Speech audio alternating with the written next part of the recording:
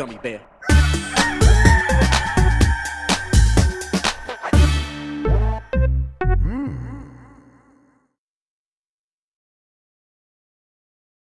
It's the internet. You're busy. Let's do this for May 20th, 2024. For the next hour or so, let me help you sort through the world of gaming on Game Mess Mornings Live with me, Jeff Grubb.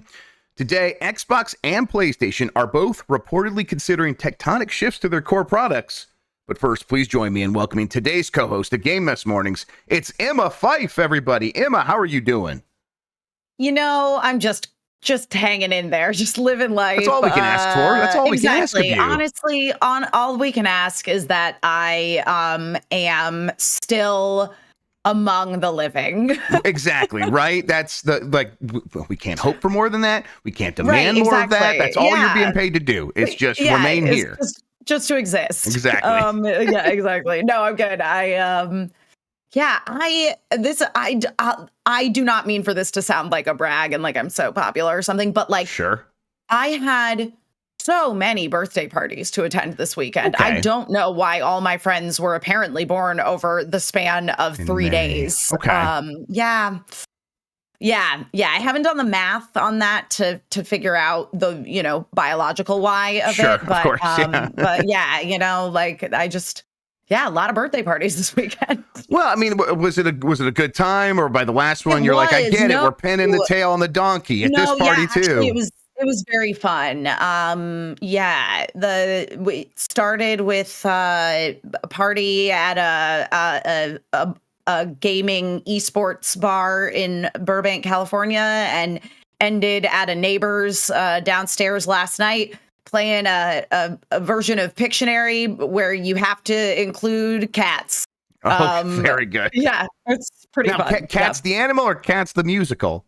The musical by Andrew Lloyd Webber. No, Cats the animal. Yeah, basically it's like, do you remember like color forms?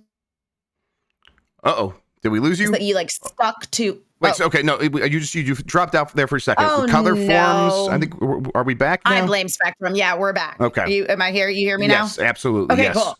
Color forms, you were saying? Color forms, where you would like make little scenes with like little things that they were like sticky, but they were re-sticky. Okay. It wasn't like stickers. They were like movable stickers. So basically in this game, there are only like cat stickers. And so you put the cats on the board, and then it's like you draw a card and it's like, okay, the movie is Austin Powers. So you have to depict Austin Powers, but with cats. It's great. That sounds great. That sounds fantastic. Yeah. That sounds like a good time. Although I think you absolutely could also do that with the cast of Cats. That would be a good time as well. I got a question for you. Do you think Dan Reichert just wakes up specifically like being like, hey, I'm going to set off the game sync because I know Game Mess Mornings is happening?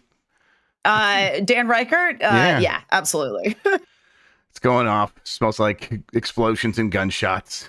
Yep. Oh, he gets up way earlier. He says he's got to go for his run. He's practicing for a marathon. Everybody, but I think this motivates him. It's like, all right, I get up early. I'll make sure I'll be there, and I can set off the game scent. I'm just looking for the positive. Like I am inspiring him to live a better life because he gets to make me miserable.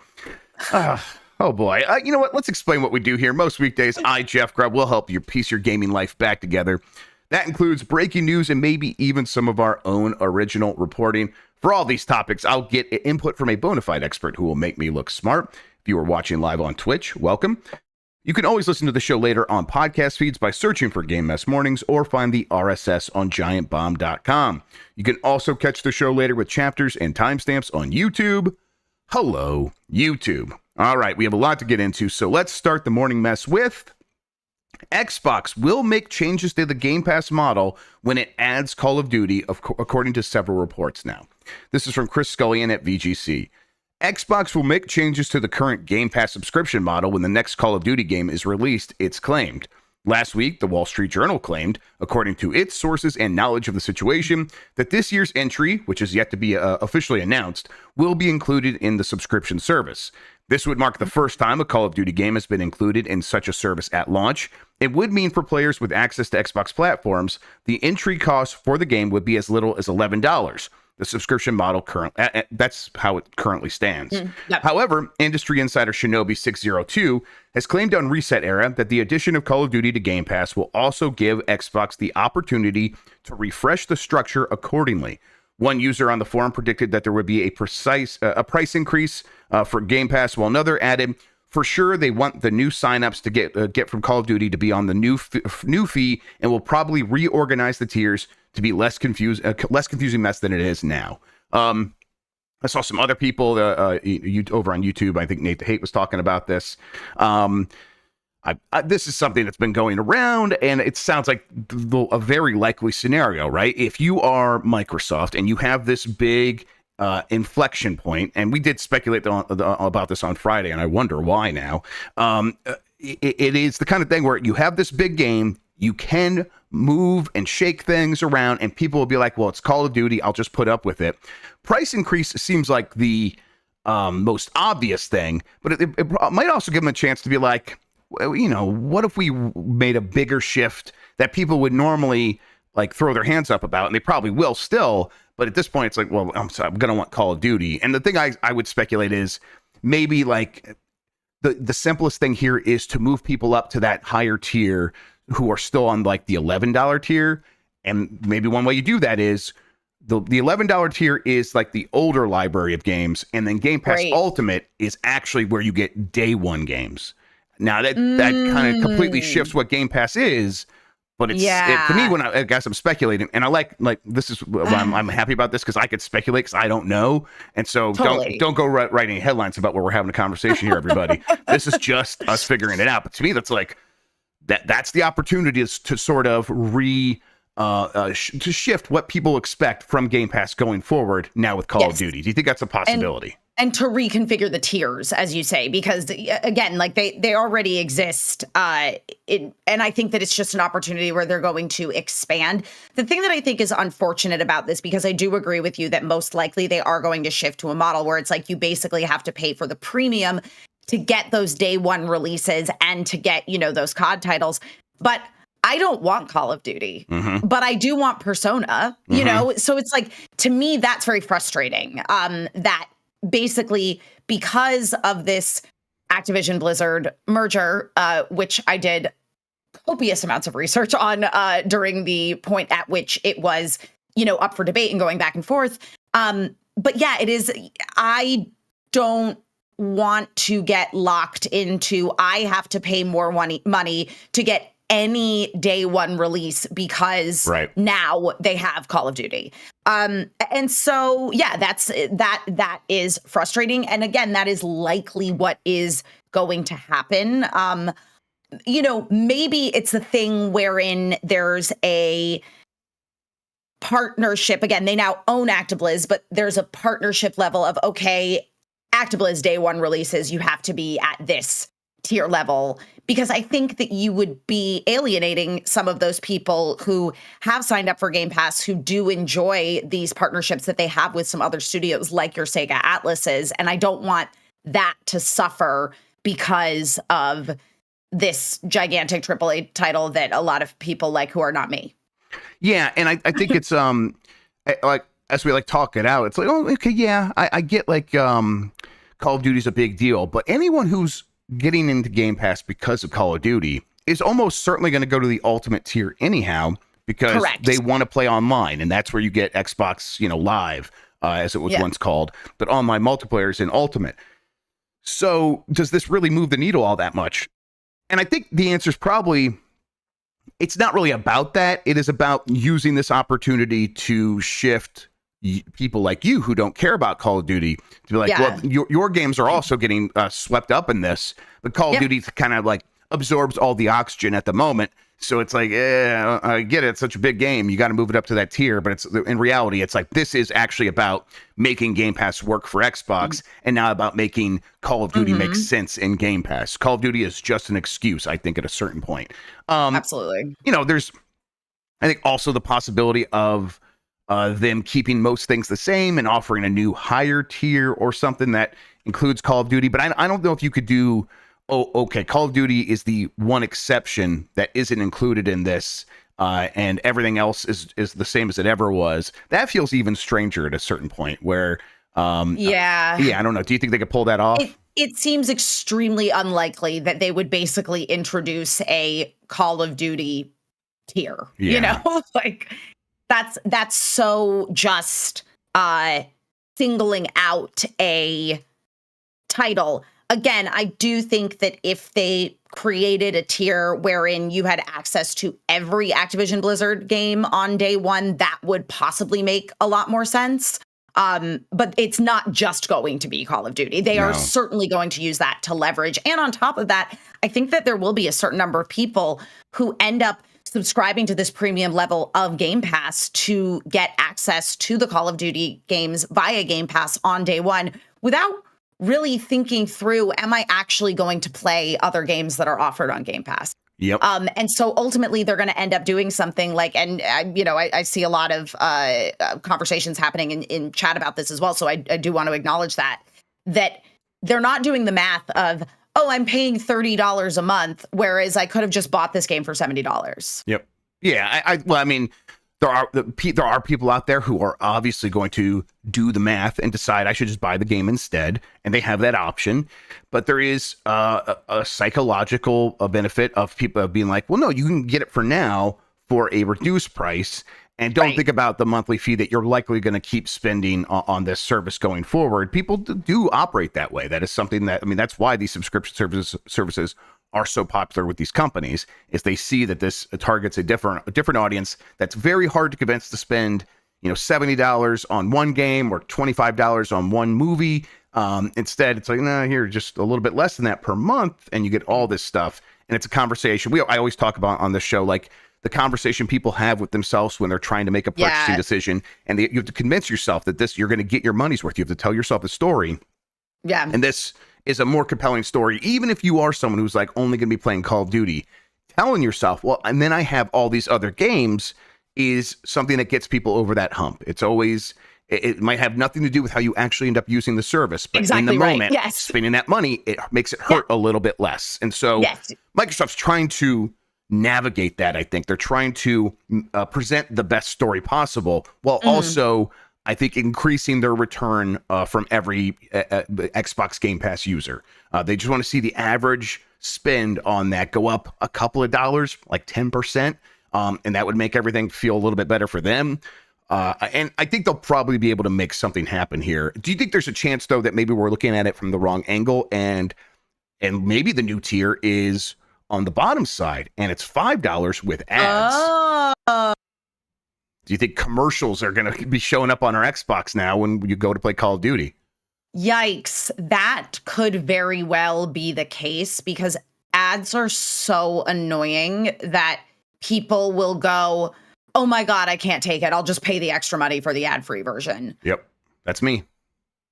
That's 100% how I end up doing all this. And like, I'm like trying to accept it with Prime Video, because I'm like, I don't want another one where I pay extra to avoid ads, but it's getting close. At least so far for me with Prime Video, it's mostly just I get hit with a series of ads before The Boys or whatever starts playing. But we know, what's happening there. It's like they're starting slow. And they're soft launching. It's going to get a little bit worse, a little bit worse, a little bit worse. It's just, they poison us slowly so we don't notice, or boil us slowly so, the lobster doesn't notice. I think the lobster probably does notice, and I'm noticing too. So it's going to get me to a point where I'll pay extra on this one too. It stinks, but I really do hate ads that much. That said, these companies love ads. They love it. And everything ends up, no matter what, when it's like, hey, we've done all this work to sort of take ads out of the experience and make it feel like that is just table stakes. And now there's people at these companies going, we're leaving money on the table. We got to get ads back in here. And so it all just ends up going back to where we started. And it feels inevitable at a certain point. Yeah. And again, it's like, I have respect for ad dollars, because largely in art, unfortunately, for better or for worse, that is where the money comes from to make things, is you have to basically get the money of these giant corporations. But Microsoft's a giant corporation, Yep, absolutely. And that's these corporations all kind of end up thinking exactly the same. And if there's room for them to make more money by making things shittier, guess what? Things are going to get shittier. Yep. Time for the shitification of Game Pass. Nonstop. Yes, it's just going to happen everywhere. I don't, this Call of Duty probably coming out this fall. They will probably have announcements for this game at Xbox. The redacted direct after the Xbox showcase on June 9th. That day. Before our live show, the real marquee event that day. Yes, at the Bellwether. Go get your tickets. Who cares about Xbox when you could come to the Giant Bomb live show at the Bellwether in beautiful downtown Los Angeles? Get your tickets now. Yeah, exactly. And so they're going to have their showcase then, and they'll probably talk about that game then. I think they probably also, in that moment, maybe not at the showcase. Maybe that's something they do at, like, sometimes they have an overflow show where they talk about more details. Maybe that drops there so that they can just have the good news be at the showcase. Yeah. Unless they find a way to present these tiers as good news, right? Where it's like, oh, you're getting more and it also costs more and the tiers are all changing. There's a possibility they figure something like that, but we'll see. All right, let's move along here. Kind of sticking with Microsoft. Microsoft's next console will be released in 2026, according to a rumor. This is from Jonas Mackey at Game Reactor. This is a rumor we've heard for a while, but more people are throwing their hat into that ring. Xbox Series S and X seems to have peaked and is declining rapidly in sales while Microsoft is being vague about its future strategy. And even Sony recently said that as we enter the second half of the console cycle, we expect the number of new PS5 units sold to gradually decline. Basically, after 3.5 years in this generation, we are now in the second half of the cycle. This leads us to suspect that both Microsoft and Sony are currently working feverishly on their next consoles. But there are many indications that they are taking a slightly different approach. Because while countless rumors from good sources say that Sony is working on a PlayStation 5 Pro to be released late this year or early next, Microsoft in February instead talked about the next generation as they promised the largest technical leap you have ever seen in a hardware generation. But when will this start? According to Microsoft's major leak from last year, both Microsoft and Sony were considering releasing new consoles in 2028, but the information wasn't entirely up to date. And since then, Microsoft has bought Activision Blizzard and failed to boost Xbox Series S and X sales, with one at least reasonably reputable insider claiming to have heard that the next Xbox will arrive in 2026. And given that there doesn't seem to be more powerful Xbox Series X coming, the chances of this actually being true are increasing. And now the reliable insider gaming is joining the chorus, citing a Call of Duty data miner who claims to have received credible evidence that the next Xbox will launch in 2026. And not only that, it will apparently be released together with that year's Call of Duty. Okay, so I think we'll get to that part, the Call of Duty part, here in a second.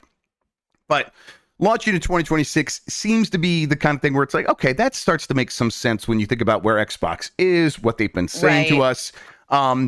Waiting till 2028 just to wait till 2028 doesn't feel like the right move, especially when it means like just doing the same thing over again of launching an Xbox head-to-head against a new PlayStation. That did occur to me as well, is to get away from that, because it's so complicated because, as we've discussed before, we're seeing things with Sony and some of their first party limited releases where they basically have partnerships with some of these studios where it's like, okay, this is a PlayStation exclusive console release for, say, a year, and then it's going to be released on PC, etc. And we already see that, with companies like Square Enix moving away from that, because previously it would have been, well, Microsoft in terms of consoles is not going to compete with PlayStation, with the people who are PlayStation players. I include myself amongst this. Like, I am a PlayStation girly through and through, have been since childhood. And it's because I do like those big single player story games that tend to live on the PlayStation as opposed to on the Xbox. So ultimately, Xbox is not going to compete with PlayStation. Now, if they have an offering that comes out before the new PlayStation does, and there is some further incentive to it, I could see this being successful. It's certainly an interesting strategy for them to try.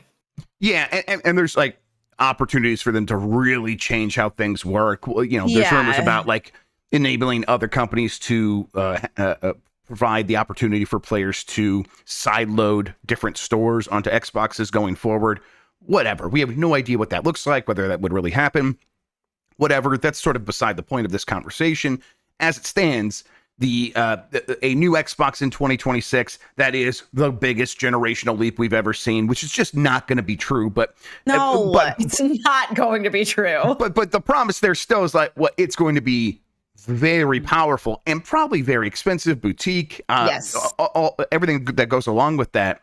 I think that like is just them putting a flag in the ground to say we are going to do things different than we've done them before. We are not just going to be the green PlayStation with fewer exclusives. We are going to be our own thing. And what does that look like? At the very least, at the high end, it's going to be some big new console that launches in 2026, and it's going to be the best place to play console on PC or to play Call of Duty on console. Excuse me.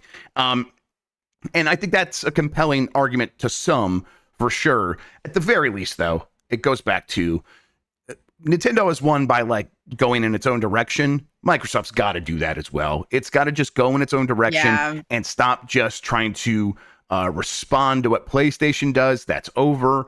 And I think this is at the very least, this forces them into a situation where they have to think differently, where they have to try things that completely reset the expectation for Xbox in many people's minds, including the people who run Xbox. So I'm in favor of this. And the fact that we're hearing more and more people sort of being like, we keep hearing 2026 makes some sense. That puts us at, so we're 2024 now, 2025, holiday season, another Call of Duty. Then 2026, Call of Duty launches with this new Xbox. Do you think that is, again, we're just talking about sales numbers and kind of like, and being able to get people excited about it. Do you think that's a good strategy to try to line this up with Call of Duty? You think it can move the needle for that? I mean, sure. Again, it's like, I fully recognize that a lot of people love Call of Duty. And I think that actually it's a very good strategy from that point of view, as there are certainly a large number of people who are not, in sort of the games beat, if you will, who are playing Call of Duty on console and who will just go, oh, cool, new Call of Duty machine, and we'll buy it. So I do think that there's merit to that idea. Yep. Yeah. And, they do have a lot of other games in the works. They could line a lot of other stuff up for a launch. But I think there's a reason we hear it in conjunction with Call of Duty. I think this is the most eggs are in this basket for Microsoft going forward, and they spent a lot of money on it. It makes a lot of money. It makes sense.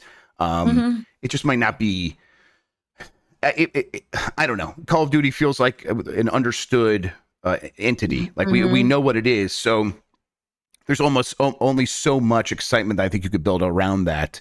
You're just trying to shift around excitement that already exists. I think you're right that Microsoft will have to present a different story alongside all this to really convince people that aren't already convinced one way or the other. All right. Yep. And when you want to talk about generational leaps, talk to me when we've got a full-on Star Trek holodeck. That's the only big leap as far as I'm concerned. Yeah, it's at this point. It's not going to be, rasterizing graphics a little bit better than what we've been doing for the last 15, 20 years. Okay, our eyes can't even detect that. So we are far beyond diminishing returns for sure. All right. Over at Sony, meanwhile, a couple of stories here that speak to it maybe considering some big changes. Let's start here, though. There's a rumor that Sony is working on a new PSP that runs PlayStation 4 games. This is from Jonas Mackey at Game Reactor. There have been many rumors lately that Microsoft is working on a portable Xbox console, but there have also been signs that Sony is crafting a portable PlayStation. Another portable PlayStation. And now comes a new rumor from a Russian journalist via Resetera, who previously revealed Sony news in advance that says Sony is working on a new PSP. The device is supposed to be powerful enough to be able to play PlayStation 4 games or at least the journalist notes that there are only PlayStation 4 games available for PC listed as launch titles. A reasonable guess is therefore that it is a PC-based solution that will be able to run the PC games Sony has released, and of course, other titles as well. There's more to this, but what this sounds like to me is Sony has PlayStation and Sony Interactive Entertainment, and then there's Sony's hardware business that always tries to do stuff on top of PlayStation. That's what, recently that's what PSVR 2 was. That's what PlayStation Portal was. That's what all those headsets and earbuds and stuff like that. All that stuff is Sony's hardware business being like, PlayStation makes money. We got to make stuff for PlayStation, and PlayStation going like, I guess, whatever, do your thing. This sounds like Sony's former like VAIO business, like the previous PC business that's mostly dwindled and shut down and all that stuff. Yes. They still have a lot of that expertise there, being like, okay, we don't make laptops anymore, but maybe we could make a gaming handheld PC and we would just brand that PlayStation and take it from there. Do you think that does that sound right? Or do you think they are like, no, this is going to be the PSP?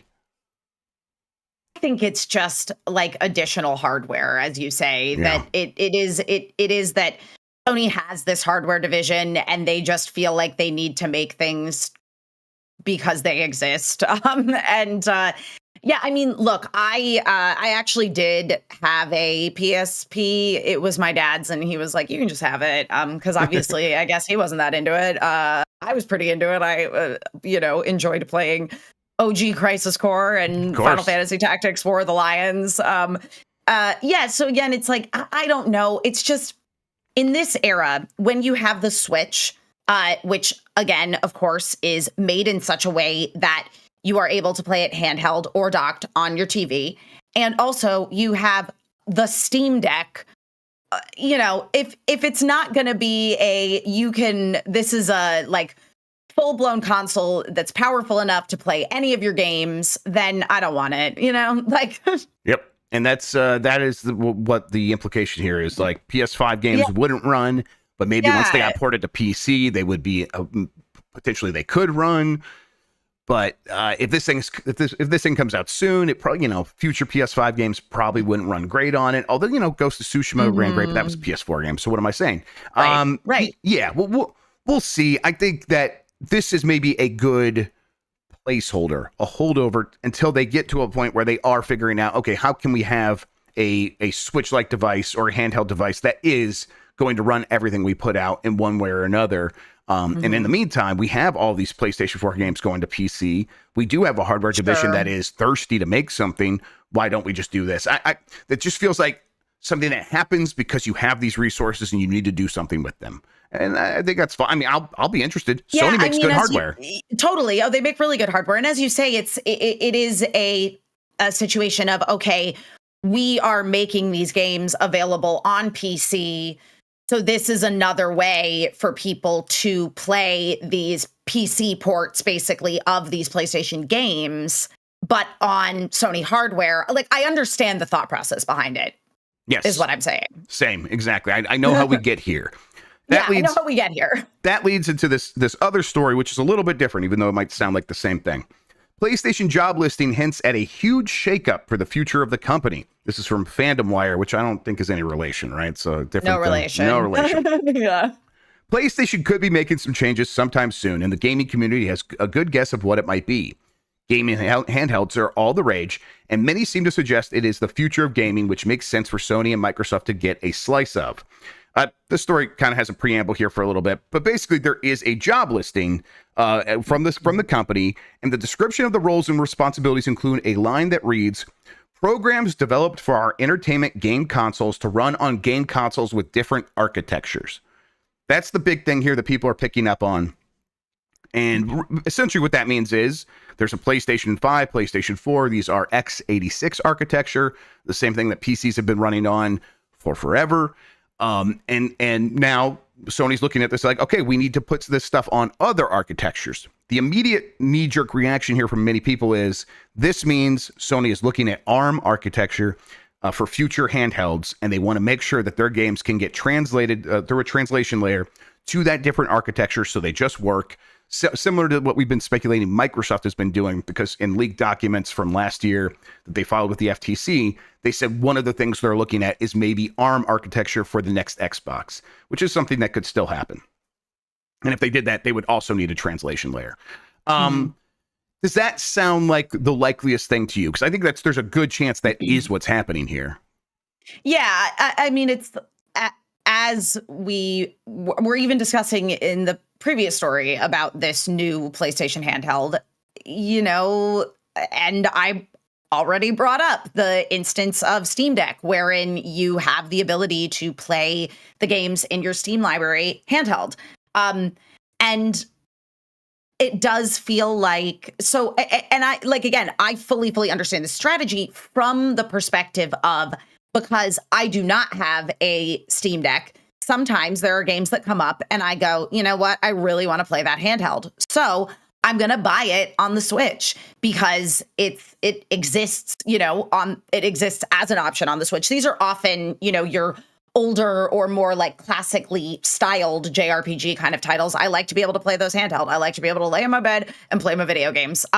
So it makes total sense that in order to stay in the game, and I credit Nintendo really in a lot of ways for kind of establishing this precedent of your games are available to you to play anywhere. And that does feel to me to be what needs to be the model going forward. Yep. And I mean, Nintendo also got out ahead of the curve by embracing ARM architecture.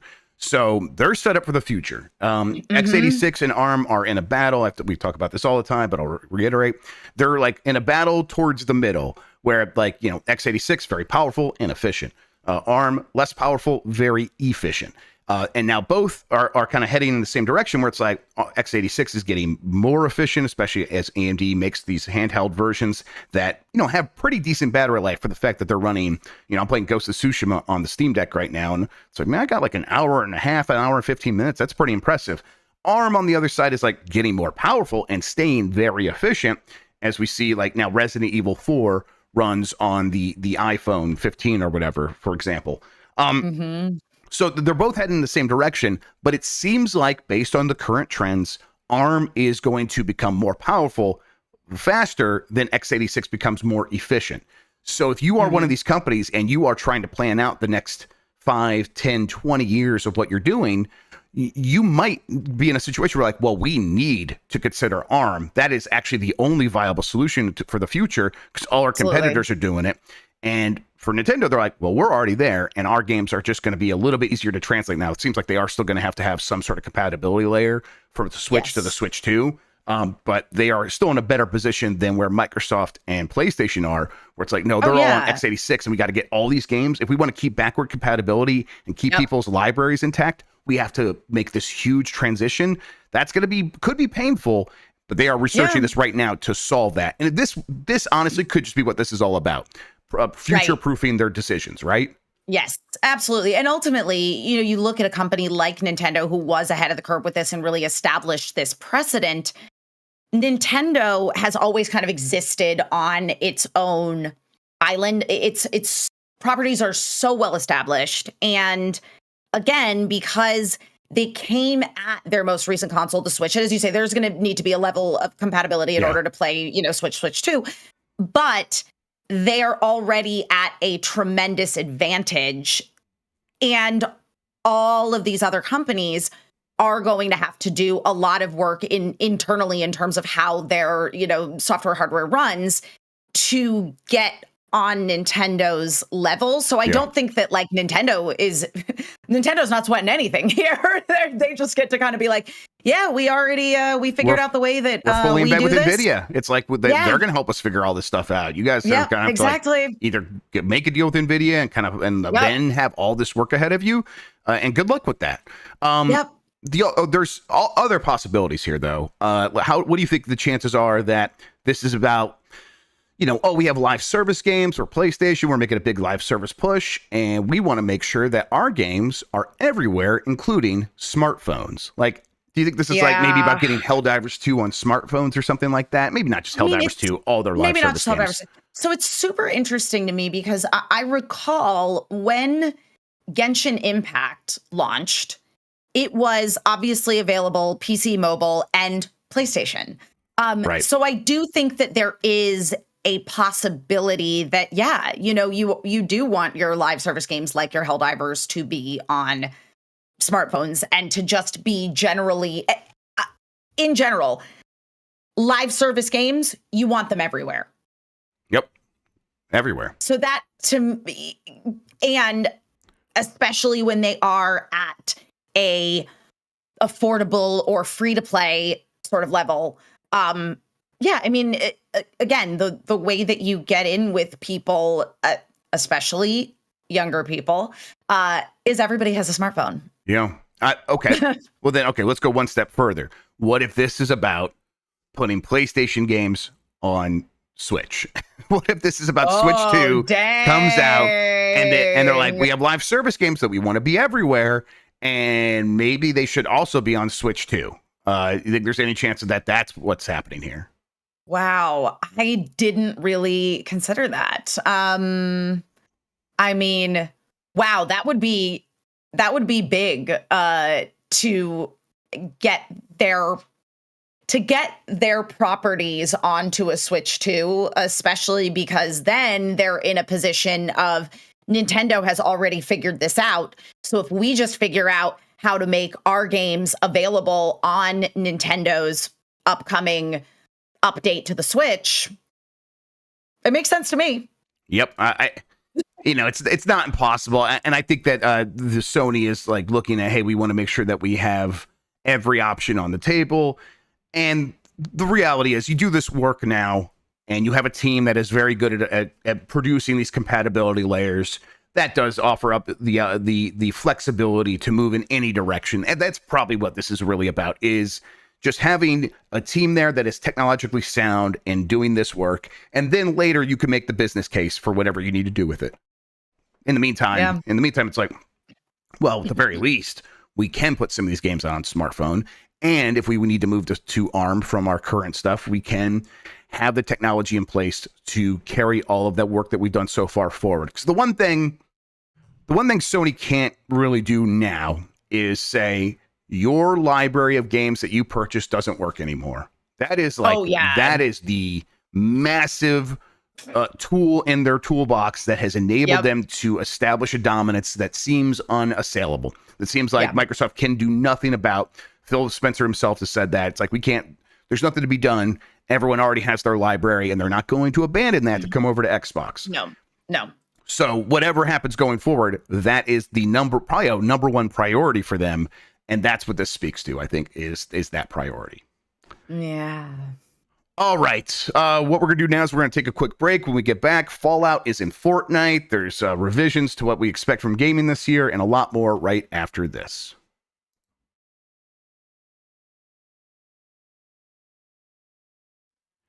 All right, we're back, and let's get right back into it. Fallout is coming to Fortnite. I lost my tab there. There we go. This is from Michael McWhirter at Polygon. Fallout is coming to Fortnite. Exactly how and when Bethesda Softworks' post-apocalyptic franchise is coming to Epic's Battle Royale turned everything game is unclear, but we're pretty much guaranteed to get some cartoonish power armor out of it. We're also likely to get some Vault Dweller jumpsuits, but it remains to be seen what exactly Epic and Bethesda have cooked up for the highly anticipated collaboration. The official Fortnite social media account on Twitter teased the crossover on Friday, hinting that Fallout-style bases and post-nuclear devastation could be dropping in on the Battle Royale island. No doubt Vault Boy will also make an appearance as part of the collab. Interest in the Fallout franchise is at a high right now because of the show. Obviously, we've seen that. And I'll admit, when I saw this, I'm like, oh, yeah, that's fantastic. I love that. Give me some power armor in Fortnite. And it's like, I think probably like 6 months ago, I would not have been like, oh, I'm so excited for Fallout stuff. I like Fallout a lot. I'm like, I'm just not in the mood for that. And now I'm very much in the mood for that. So I think that speaks to a couple things. One, Fallout is at a high point, but that hype from the TV show isn't going to fade just because the TV show is no longer top of mind. It has reshuffled the hierarchy of power in my brain of like where Fallout lands in terms of, does this release dopamine or not? Because right now it's like, show me some of that stuff. I'm on board. So this is I'm pretty happy about this. What do you think? Yeah, for sure. I mean, the thing that's really interesting, you bring up that Fallout has had, the show has had such an effect on the games in a way that I think people didn't necessarily anticipate. So it's one of those things where it feels bizarre that they didn't have this collaboration ready to go when the TV show launched. For sure. But that being said, I don't think anybody anticipated the level to which there has been a renewed interest in the games. And Fallout already is so ridiculous as a, you know, it's campy, it's over the top. This works really well in Fortnite, which also has a certain level of self-awareness. Yeah, and do you think there's a possibility that this collaboration started like after the show became popular? So like this is all happened. Very possible. That to me, that's like, man, Fortnite is operating on such a high level where it's like, okay, something popped off, and what, a month and a half later, they can have something ready to go to capitalize on that. That is, that's impressive. And it does, it enables them to make these moves where it's like, we can work backward from what is going off right now. And we can go, and we have the people in place to go make those business deals. And we have the people in place to actually make those assets, and the people in place to market it properly. It's an impressive, well-oiled machine. That I'm like, oh yeah, I guess that's kind of what you need to be if you are going to be the everything game. So it's impressive to see them capitalize on that. Definitely the everything game. Yeah, I mean, obviously there is a possibility that this deal was put in place when the TV show was coming out, especially because you want to talk about a game that's in the business of advertising, is Fortnite. Yes, for sure. So yeah, but I mean, at the same time, Fortnite's, they got their finger on the pulse of what's going on. And it's an incredibly well-oiled machine, and I can't wait to see Power Armor and also all the Coca-Cola advertising replaced with Nuka-Cola. Yeah, I'll take it. Absolutely. Yeah. We'll see. They'll probably have more details on this here pretty soon, but we check in on Fortnite every couple of months. Maybe this will be a chance to get back in there. Yeah. Newzoo has revised its 2023 games revenue, 2024 games revenue forecast down to $184 billion. This is from Rachel Kaiser at GamesBeat. Newzoo announced today that it is updating its global games market report with its final adjusted estimates and analysis forecasted for the year. According to the market research company, this is the last adjustment. Okay, this is, to the 2023 market report before the 2024 report is published in July. In the latest adjustment, Newzoo predicted that and that was from August, Newzoo predicted that the games market would generate $187.7 billion in 2023.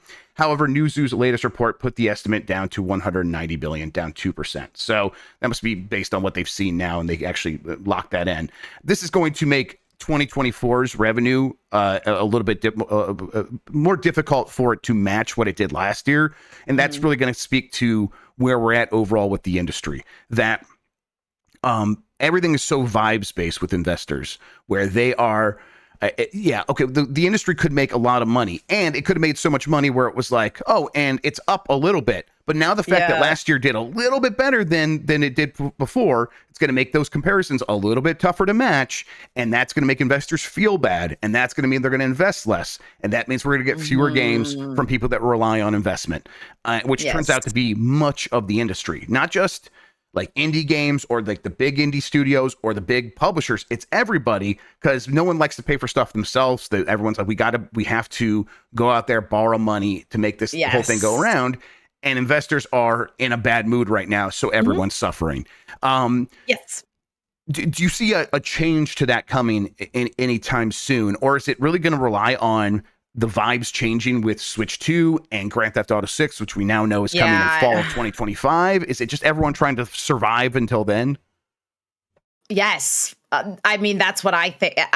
I truly wish that I could say, no, it's gonna turn around and things are gonna level out. And, we've seen all the layoffs that we're gonna see. And now these companies have, more sound strategies. They've scaled back to a degree that they can, remain afloat, either being profitable or just barely, kind of staying even. But yeah, I really do think that unfortunately we are in a situation wherein we are not done seeing the negative repercussions of this. It's complicated because I think that, in 2020, when everybody was at home, the boosts that we saw to the games industry were massive. And good that there was a scenario during that time wherein a lot of people really were retaining their jobs, were new jobs were being created within these industries. Spending, yeah, exactly. There was discretionary spending, and that just simply isn't it's the same thing that we see in the film and television industry with things like a Netflix being like, we're going to release 80 new shows this year, and all of those shows, they're only going to get one season. Some of them might get two. Right. Hardly any Netflix show gets more than 2 seasons. Yep. And so, it is. And we're all like navigating. And this is, again, where the idea of advertising comes in. How do these things make money? Because it's just, this is not surprising to me that revenue is going to be down. And I think, unfortunately, like, we're in a downswing for a little while. And hopefully once we swing around to new GTAs and Switch 2s, we start to see an upswing. But I think that this is accurate.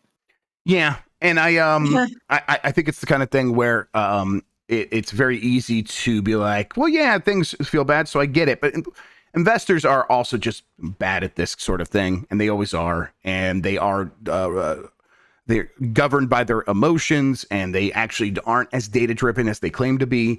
It's like, okay, the things are looking rough in the moment. But we do know that things are going to pick up again. The industry is not going to be down permanently. There's going to be a burst of growth. So now maybe is the time to make investment, because you can get a better deal than when it was like at the height of acquisition season, and everyone was like paying way more for studios than they would have previously, and developers could dictate terms because everyone was wanting their content. And now it's like, okay, well, so strike now then if you're an investor. Yeah. But someone in chat said they don't have object permanence. It's true. They just don't. And so we'll continue to get through this period, and people have to continue like slamming their head against the wall trying to deal with investors. And that will be unfortunate. It's shitty that it has to be that way. Lexi in chat pointed out that there's an Irish game fund that just kicked off that has going to invest in game development in that country. And it's like, man, more of that. That'd be great. Just more. I know. You know that exists in Australia. Yeah, and right, we see it, like you see that the emblem there on Australia. Canada has a huge government subsidies and tax incentive program. Yeah, we have the endowment for the arts in America, but it's very tiny, and it's exactly. I wouldn't call it an endowment so much as I would call it pocket change for the arts. Yeah, scraps. And obviously, I realize that's not going to replace massive $200 million investments from giant corporations, but so what? Just a little bit more from the public fund would be fantastic, in my opinion. Mm-hmm. All right, last couple of stories here. Sony says Zelda movie will be massive for the company, which is just a crazy sentence, but it's true. Statement. Yep. And it's made in closest possible collaboration with Miyamoto. So Miyamoto, contract employee for Sony, I guess. This is from Nintendo Everything. After working with Illumination on the Super Mario Brothers movie, with that partnership continuing in the future, Nintendo is now shifting to live action as part of its collaboration with Sony for The Legend of Zelda. In an interview with Deadline, Sony Motion Pictures Group chairman Tom Rothman commented on the project. He said that the Zelda movie is going to be huge for us, and also said it'll be massive. Rothman was also asked about how video game movies often haven't worked. However, in the case of Zelda, it seems fans won't have a reason to fear, as the film is being made in the closest possible collaboration with Shigeru Miyamoto. It was previously announced that Miyamoto is on board as a producer. I simply don't know that makes me feel better. Yeah, it doesn't. I still have lots of fears. So many fears, actually, still. The fact that Miyamoto is very closely involved, it does not make me feel better. Right. He's and to be like, he's the guy that whenever I can't remember the producer's name now, but he was like, when we were trying to like sneak story into Link's Awakening, we had to just like kind of do it off the books so Miyamoto wouldn't find out about it and stop us. I was literally about to bring that up. Miyamoto is a mechanics guy. Yeah. Miyamoto, he doesn't care about story. Yeah. I think the story gets in the way of games, which a lot of times I tend to agree with personally, but this is a movie now we're talking about, and that's a very different medium. Right. I think, listen, he's a producer, but he's not like the last arbiter, I think, of how this movie ends up looking, but they want him involved. I get that. That said, it does seem like Sony Pictures is putting a lot into this. I think they're hoping for something similar to what happened with the Mario movie. I think it'll be hard to replicate that, but that doesn't mean that this movie can't be. No. It could be. This could make $150, $200 million if it hits really hard, right? Look, Mario movie was for children. Yes, 100%. Yeah. And and not even like in the way that like Pixar recent Disney movies are for children and families. No. That was a kid's movie. It was straight up just for kids and kid brains. Yeah. And good for them. That is what Illumination does. And Illumination does that extremely well. They know they made those. They're like, what if we just had Twinkies with eyes and overalls? Yep. And what if we rebranded Rabbids? A corporation was born. Yeah. Yes, exactly. Look, and I'm not saying that I didn't enjoy the Mario movie. But I did look at it and go, oh, this is a cute kids movie. So that being said, now I was a kid who loved Legend of Zelda, but I'm going to say this, that more children are excited about Mario than they are about the Legend of Zelda. With Legend of Zelda, you are in a position wherein you kind of need to appeal to your grown-up audience, which is why I've been saying about Legend of Zelda, just do a Majora's Mask movie. Do a horror movie for kids that is Majora's Mask. We don't do horror movies for kids anymore, and that's a huge mistake. And then also the thing that would be nice about Majora's Mask is it like exists in such a like it's an isolated incident. So you don't have to deal with any of the Hyrule bullshit, which would be such a smart move. They're never going to do that. No. They're gonna it's almost certainly just going to be Ocarina of Time. It's going to be Ocarina of Time. Yeah. And I could see that working. I could see how you make that into a movie in a lot of ways. But that does have a different sort of set of prerequisites for nailing that movie. The world does have to be fleshed out. The different like species have to like feel like real characters with their own background and their own lives and everything like that. And that's going to require a lot of world building. But that seems to be what they're promising here. It's massive. They want to make it feel like this epic, and you can do that. But every step you take in that direction increases the level of complexity and the points of failure, I think. So we'll see. I'm still like hopeful, but I'm not like gonna place money on this being a great movie still. That's just not where I'm at with it yet. Wes Ball's directing. Wes Ball just did the Kingdom of the Planet of the Apes, which did pretty well. People liked that movie. Critically pretty well. Pretty good. Yes. Pretty good. And so, okay, we'll see. If they have the right script, maybe they can nail it. But I think we're far from that point at this moment. Last story. This is from the Nikkei, which is a Japanese newspaper. Nintendo stock has risen 4 days in a row due to Square's change in strategy. This is from My Nintendo News. Japanese news site The Nikkei has reported this morning that stock in Nintendo has risen for the fourth day in a row due to Square Enix's recent announcement that the company plans to make its future slate of games multi-platform, rather than relying on exclusives for one platform such as Sony's PlayStation. Nintendo stock rose about 4.14%. The announcement was made by Square Enix during its midterm management plan last week sometime. Man, that game set's really hitting good now. I think this follows. This makes sense to me. It's like one of the companies that does stand to benefit the most probably is Nintendo, and yet it's like a couple more Square Enix games on the Switch or Switch 2. When you look at how many like pieces of software Nintendo's expecting to ship this year, it's like 160 million pieces of software. Probably won't make that much of a dent. But hey, whatever. I think people see Square Enix and Nintendo back together again, and they think of the glory days. So I get why investors are pretty excited about this. But this is something Square Enix stands to benefit way more than Nintendo does, right? Oh, yeah, big time. Again, it's like with their strategy moving forward of a wider availability of their games, they already had a partnership with Nintendo. They've already been releasing titles on the Switch. So yeah, I mean, if you get to a point where there's a, PC port of Final Fantasy VII Rebirth that's able to run on like a Switch 2, I mean, that would be gigantic for them. Because again, it's like you can get the pixel remasters on the Switch now, which is where they should have always been. Always been. It's weird it took as long as it did. Yes. Yeah, just get back to the good old days of, and again, largely what I am playing on my Nintendo Switch, other than like first party Zeldas and Marios, are ports of Square Enix games. Yep. Yeah. It's a really good place to play RPGs. So really good place to play RPGs. Yeah. Right. Happy Drama says put Final Fantasy Tactics on Switch. If Final Fantasy Tactics launches and it's not on Switch day one, that's a mistake. They've messed up. We are going to we're going to get on a plane and we're going to go to Japan. We're skipping over Square Enix's US headquarters. They're really just a marketing company. Yes. We're just going to go knock on the door and say, "Excuse me, Mr. Square Enix, you fucked up." Yeah. Sounds good. I'll be there. Good reason to go to Japan. Absolutely. All right. That does it for the news.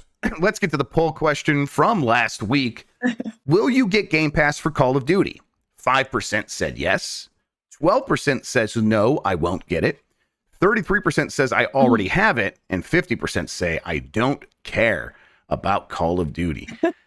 This is this audience, but that's 4.6 thousand respondents. Yeah. Yes, that's this is the one audience where I feel very confident going, I don't care about Call of Duty, and them not going, you're a fake gamer. Yeah, right. No, they all agree with you. Absolutely. Yeah. I still, though, 5% saying yes, I'm going to get it. That feels maybe so small that it's like all this conversation about, hey, Call of Duty, Game Pass, getting people to move on to the next system by not putting on the last generation. All that stuff sounds nice, but man, maybe nothing is strong enough to actually get people to shift their behavior in such a way. If Call of Duty is like this, maybe nothing is actually capable of doing that. Right. And again, it's like we have to take into consideration the bias of this particular audience who are not the target audience. Yep. So I think that there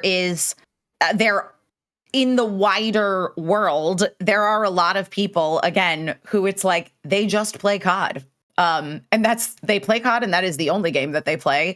And so to them, if you're presenting, hey, we got a Call of Duty day one on Game Pass, they go, oh, cool. I'm only paying $30 a month without really doing the math of, are you going to play other games? Yep. I think there's a chance that with a wider audience, this is a much different poll. It's very likely that's the case. Yet still, I'm still skeptical that even Call of Duty is big enough to solve what ails the Xbox brand at the moment. Yeah. All right, we're going to have a new poll question here in a moment. In the meantime, Emma, why don't we tell people where they could find us, tell them about the live show again, all the stuff we have going on. Let's get to it. Okay. Well, everybody, if you are in or would like to travel to the greater Los Angeles area around the time of Summer Games Fest, fondly known as Key 3, since E3 is now dead, you could, in addition to, actually attending the show at the YouTube Theater, if you want to buy tickets to that. But honestly, the real place to be is at the Bellwether Theater at 8:00 p.m. on Sunday, the 9th of June, for the Giant Bomb live show. It's going to be a great time. I will be there along with many other people who you like their faces and what they have to say. So come see our show. Meanwhile, you can find me all over the internet at my name, Emma Fyffe, not participating in social media. But if you're on those fandom wikis, I have now seen the proof. I have had friends who were checking something on a wiki and a video with my face popped up talking about Roblox, Blox Fruits. What is it? Just find out on fandom.com. Hell yeah. Can't wait. Yeah. We'll have more details about who's going to be there. Patrick Klepek's going to be there, like Jason Schreier. They're people like that are going to be there. So we'll have more details of like a list of names and stuff like that. So Hey, and then the wider Giant Bomb universe, people you see on this show, people you see on the site every week, they'll all be at the live show. Mike Minotti, I'm even going to invite him. I think we'll see. Yeah, the really? Ziff Davis guy. Yeah, Patrick Klepek. Yeah, but yeah, we'll probably have some nasty boys helping out here and there as well. Listen, if you want to be a part of Summer Game Fest and you're like, and you want to like have a memory and you're in that area, this is a really good way to like participate and get something out of it and have it be like a show that is aimed at you. It's not gonna be like, why did I come here to like look at something that I'm not invited to or something like that? You're invited to this, and this can be, hey, I'm getting a little piece of what E3 has now become. So come hang out. Maybe with we'll us. even do a eulogy for E3. I would love that. Yes. A Viking funeral. I'm allowed to shoot a flaming arrow in there, right, Emma? You know what? Totally. I don't even just make it happen. In a theater, no problem. Make it happen. That's what we do now. We just tell Emma to make it happen. All right. Let's see here. New poll question I'm going to put up today. And by me, I mean someone else. Are you worried about price increases for Xbox Game Pass? Last time we asked, are you going to get Game Pass for Call of Duty? Now, are you worried about price increases for Xbox Game Pass? Yes or no? Vote however you need to, interpret it however you need to. We'll get to that. We'll discuss it on Game S Mornings on Giant Bomb on Wednesday. Speaking of Giant Bomb, might have something later today. It's kind of still a busy time. We'll see. But later this week, definitely expect Bombcast tomorrow. Won't have a Blight Club this week because Mike Minotti is out doing something. I have no idea. So we'll probably do a Delight Club instead. I get to play a fun game. And then, voicemail dump truck, UPF. We'll probably do a BCR this week. All that stuff is coming. Look out for it here on giantbomb.com. If you're watching on YouTube and you're looking for our content, go to the live tab there on Giant Bomb on YouTube. That's where all our stuff lives. Emma, thank you so much for spending today talking with me about video games. I really appreciate it. Absolutely. Love being here doing that thing. It's a great way to start the week, everybody. Thank you for watching. Thank you for listening. Until next time, have a good one. Take care of yourself. You're the best audience gaming, and goodbye.